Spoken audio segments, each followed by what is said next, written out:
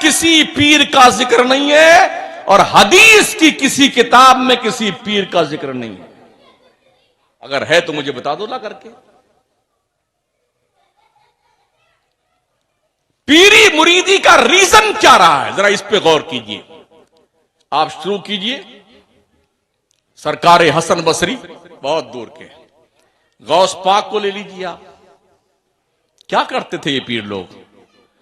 خواجہ عثمان ہارونی کو دیکھیے, سرکار خواجہ غریب نواز کو دیکھیے, مخدوم اشرف سمنانی کو دیکھیے, امام احمد رضا سرکار کو دیکھیے. یہ لوگ کیا کرتے تھے مرید کر کے؟ بلڈنگ بناتے تھے, پیسہ اکٹھا کرتے تھے, گاڑیاں خریدتے تھے؟ جی نہیں. یہ لوگ جس کو مرید کرتے تھے نا اسے اللہ کا ولی بناتے تھے. دیکھ لیجئے جتنے مرید خواجہ غریب نواز کے ہیں ہر مرید اللہ کا ولی ہے. چاہے بختیار کاکی کے مرید ہوں, صابر علاء الدین کے مرید ہوں, سارے مرید اللہ کے ولی. امام احمد رضا کے سارے مرید اللہ کے ولی, مخدوم سمنا کے سارے مرید اللہ کے. کیوں؟ اس لیے کہ وہ مرید کی تربیت کرتے تھے. اس لیے مرید نہیں کرتے تھے کہ پیر کا بنگلہ بنے, ایک کوٹھی بنے. ہم نے دیکھا ہے پیروں کے, ایک کوٹھی کلکتہ میں ہے اسی پیر کی 2 کروڑ کی, اسی کی کوٹھی ممبئی میں 3 کروڑ کی, اسی کی کوٹھی احمد آباد میں 2 کروڑ کی, اسی کی کوٹھی لکھنؤ میں 3 کروڑ کی. رہتا کون ہے؟ ایک چپراسی رہتا ہے جھاڑو پوچھا لگانے کے لیے. اور جب پیر آئے گا تو پھر سارے مرید پہنچے, زندہ باد زندہ باد زندہ باد زندہ باد. 3 دن مردود رہتے وہاں پر, لوٹ کھسوڑ کے کھاتے ہیں مرید. اور مرید سمجھتا آپ جنت میرے باپ کی ہو گئی. قسم خدا کی اتنا مارے جاؤ گے نا, پیر بھی اتنا کوٹا جائے گا, بھیجا باہر نکل آئے گا اس کا پیر کا. اور ایسے مریدوں کی وہ دھنائی ہوگی, شکلیں نہیں پہچانی جائیں گی, شکلیں نہیں پہچانی جائیں گی. اپنے دل میں جھانک کر دیکھو کتنا گندا ہو چکا ہے یہ دل. حرام خوری, بے ایمانی, لوٹ کھسوٹ, غیبت, چغلی, برائی, یہ سب کی آماج گاہ ہمارا دل بنا ہوا ہے. اللہ والے کیا کرتے تھے؟ کیوں فرمایا گیا اللہ کا ولی وہ ہے جس کا چہرہ دیکھو تو اللہ کی یاد آ جائے. اللہ کی ایسے بہت کم ہیں اس دور میں. وہ جو بیچتے تھے دوائے دل وہ دکان اپنی بڑھا گئے. جو جنت بیچتے تھے نا بہلول دانا, وہ اپنی قبر میں گئے. اب تو پیر دیتا کچھ نہیں سے لیتا ہے. لام یا زیر لے نون علی زبرنا لینا, دال یا زیر دے نون علی زبرنا دینا تو ہے ہی نہیں, صرف لینا. لاؤ لاؤ لاؤ لاؤ دو, لاؤ دے کے جاؤ. غلط کہہ رہا ہوں؟ کسی مزار پر اللہ والے کی تربت پر امام اہل سنت فرماتے ایک چادر چڑھا دو, جب تک وہ پھٹ نہ جائے دوسری چادر مت ڈالنا. مزار کی چوکھٹ پر سینکڑوں بھکاری سردیوں کے تڑپتی ہوئی خطرناک راتوں میں ٹھٹھرتے ہوئے مر جاتے ہیں چوکھٹ پر مزار کے.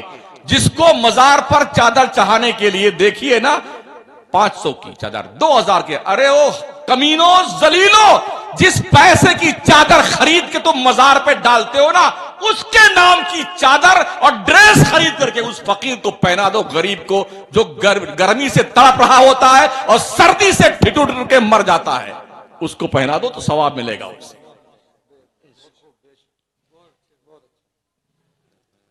کیا ان بھکاریوں کو نہیں دیکھا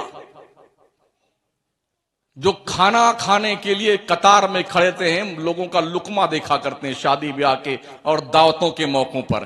ہم نے دیکھا ہے جب لوگ پلیٹیں پھینک کر کے اپنا فنکشن ختم کر کے جاتے ہیں نا, درجنوں اور سینکڑوں بچوں عورتوں کو دیکھا ہے وہ پہنچتے ہیں انہی جو کھاتے ہیں نا, کیا بولتے ہو پلیٹ, اس پلیٹ میں جو تھوڑا بہت لگا ہوتا ہے نا اس کو اکٹھا کر کے سالن اکٹھا کرتے ہیں. جو روٹی کے ٹکڑے پھینک کے آتے ہیں نا لوگ اس کو چن کر کھاتے ہیں. اللہ کا احسان مانو تمہارے پاس چھت تو ہے گھر کی. اللہ کا شکر مانو اللہ تمہیں 3 ٹائم کھلا رہا ہے, تم ٹھونس ٹھونس کے کھا تو رہے ہو اور توند پہ ہاتھ پھیر کر کے ٹرا رہے ہو پورے محلے میں. اللہ کا شکر مناؤ, احسان مانو اللہ کا. اللہ نے تمہارے پیسوں میں غریبوں کا حق رکھا ہے، مدرسوں کا حق رکھا ہے، یتیموں کا حق رکھا ہے، بیواؤں کا حق رکھا ہے۔ میرا نبی فرماتا ہے، او میری امت کے لوگوں، مجھے تلاش کرنا چاہتے ہو تو غریبوں کے بیچ میں تلاش کرو، غریبوں کے بیچ میں۔ نبی فرماتے ہیں غریبوں کے صدقے میں تمہیں روزی دی جاتی ہے، اسی لیے اللہ فرماتا ہے فی اموالہم حق للسائل والمحروم۔ او مالداروں، تمہاری دولت میں، تمہاری کمائی میں محروموں اور سائلوں کا اللہ نے حق رکھا ہے، اسے نکال کے دو غریبوں کو۔ لوگوں نے زکوٰۃ فطرہ تو دیا ہی نہیں، یوں امداد کون دیتا حضرت؟ بولے امداد تو بڑی مشکل پڑتی ہے، زکوٰۃ فطرہ ہی نکل جائے تو یہی بڑی بات ہے۔ یہ پورے ملک کی بات کر رہا ہوں، پورے ملک کی۔ 2 سال سے پڑھائی کا ستیاناش، کتنی غربت میں مدرسے چل رہے ہیں یار۔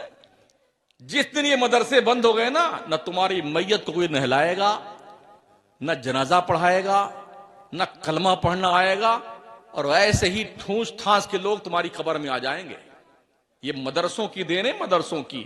جو بچے دیندار بنتے ہیں، دین کا علم سیکھتے ہیں، اور وہ جانتے ہیں کہ اس کا کتنا حق بنتا ہے، کس کے ساتھ کیسے پیش آنا چاہیے، اور ماں باپ کے مرتے وقت یا کسی کے مرنے کے وقت یاسین پڑھ کر کے کیسے دعائیں کرنی چاہیے، مر جانے کے بعد بخشی کی دعا کیسے کرنی چاہیے، یہ تعلیم ان مدرسوں میں دی جاتی ہے، کالج میں نہیں۔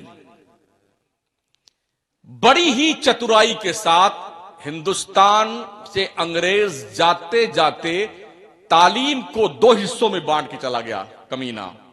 یہ دنیا کی تعلیم ہے، یہ دین کی تعلیم ہے۔ نتیجہ یہ ہوا جو دین کی تعلیم کے مرکز بنے وہ دنیا سے جاہل رہ گئے، اور جو دنیا کی تعلیم کے مرکز بنے وہ دین سے جاہل رہ گئے۔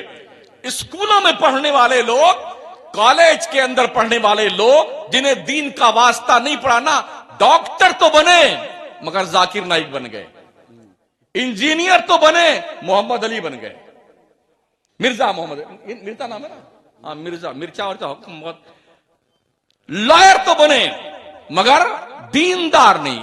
ان کو پتہ ہی نہیں دین کیا ہے، مذہب کیا ہے۔ وہ خود ہی اعتراض کرتے ہیں کہ ہمارے نبی نے 11 شادیاں کیوں کی ہیں؟ ابے سورداس پڑھتا تب تو معلوم پڑتا کیوں کی ہیں۔